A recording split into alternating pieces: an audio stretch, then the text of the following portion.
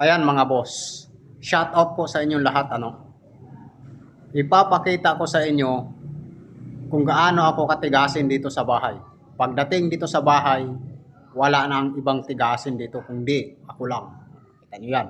Ako lang ang pinakatigasin dito sa bahay. Makinig kayo at panuurin nyo ako kung gaano ako katigasin dito. Una sa lahat, ako tigaluto. Ako tigaluto.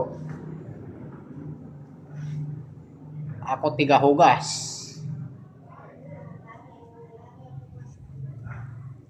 At ako na rin ang tagalaba. Ganyan ako katigasin dito pagdating sa bahay mga boss. No? Kaya ayan, maghugas tayo ng pinggan kasi ayan, tambak na. Maghugas tayo ng pinggan mga boss. Hindi lang porke lalaki ka, hindi mo kayang gawin ang gawain ng mga babae. At hindi porke babae sila, hindi nila kayang gawin ang gawain ng mga lalaki. No? Ayan. Ako ang pinakatigasin dito mga boss. Diba? Hindi sayang dahil wala naman po akong tato. Hello mga boss. Ayan. Magandang hapon po sa lahat. Nadismaya ako dito sa hugasin ko. Alam niyo kung saan to? Ilang araw ko yan? 3 araw yan.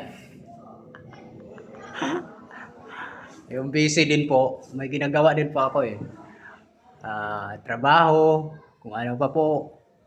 Basta ang importante, tigasin talaga ako kahit anong mangyari. No?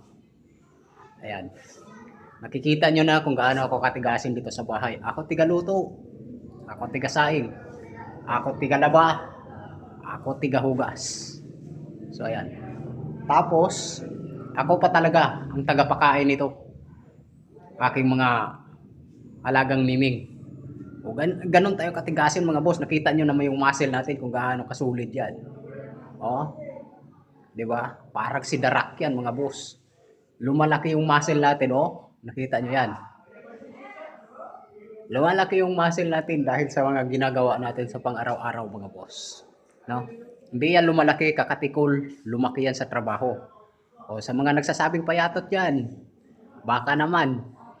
O flex nyo yung muscle nyo kung ganito kasulid. O, parang si Darak yan mga boss. Tapos ito pa oh, parang turo. Ganyan tayo mga boss.